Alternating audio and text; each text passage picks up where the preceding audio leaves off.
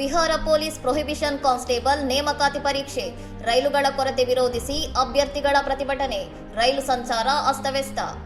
ಭಾನುವಾರ ನಡೆಯಲಿರುವ Bihar police prohibition constable ನೇಮಕಾತಿ ಪರೀಕ್ಷೆಗೆ ತೆರಳಲು ರೈಲುಗಳ ವ್ಯವಸ್ಥೆ ಇಲ್ಲದೆ ಆಕ್ರೋಶಗೊಂಡ ಸಾವಿರಾರು ಅಭ್ಯರ್ಥಿಗಳು ಪಟ್ಲಿಪುತ್ರ ರೈಲು ನಿಲ್ದಾಣದಲ್ಲಿ ರೈಲು ಹಳಿಗಳ ಮೇಲೆ ಧರಣಿ ನಡೆಸಿದ್ದಾರೆ.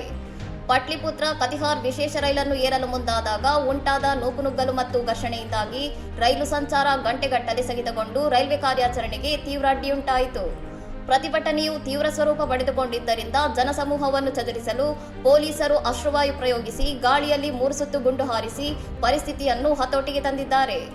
ಈ ಘರ್ಷಣೆಯಲ್ಲಿ ಐಜಿ ಜಿತೇಂದ್ರ ರಾಣಾ ಹಾಗೂ ರೂಪಸ್ಪುರ ಪೊಲೀಸ್ ಠಾಣೆಯ ಇನ್ಚಾರ್ಜ್ ಅಧಿಕಾರಿ ಸಣ್ಣ ಪುಟ್ಟ ಗಾಯಗಳೊಂದಿಗೆ ಪಾರಾಗಿದ್ದು ಸ್ಥಳದಲ್ಲಿ ಬಿಗುವಿನ ವಾತಾವರಣ ನಿರ್ಮಾಣವಾಗಿತ್ತು. ಪರಿಸ್ಥಿತಿಯನ್ನು ಅವಲೋಕಿಸಿದ ಹಿರಿಯ ಪೊಲೀಸ್ ಅಧಿಕಾರಿಗಳು ಮತ್ತು ದನಪುರ ಉಪವಿಭಾಗೀಯ ಮ್ಯಾಜಿಸ್ಟ್ರೇಟ್ ಅವರು ಸ್ಥಳಕ್ಕೆ ಧಾವಿಸಿ ಅಭ್ಯರ್ಥಿಗಳನ್ನು ಸಮಾಧಾನಪಡಿಸಲು ಹರಸಾಹಸಪಟ್ಟಿದ್ದಾರೆ. ಸದ್ಯ ರೈಲು ನಿಲ್ದಾಣದಲ್ಲಿ ಬಿಗಿ ಭದ್ರತೆ ಕಲ್ಪಿಸಲಾಗಿದ್ದು ಅಭ್ಯರ್ಥಿಗಳು ಪರೀಕ್ಷಾ ಕೇಂದ್ರಗಳಿಗೆ ತಲುಪುವುದನ್ನು ಖಚಿತಪಡಿಸಲು ರೈಲ್ವೆ ಇಲಾಖೆಯು ಹೆಚ್ಚುವರಿ ವಿಶೇಷ ರೈಲುಗಳನ್ನು ವ್ಯವಸ್ಥೆಗೊಳಿಸಿದೆ. ಇನ್ನಷ್ಟು ಸುದ್ದಿಗಳಿಗಾಗಿ ನೋಡ್ತಾ ಇರಿ ಸೌರಂ ಟಿವಿ.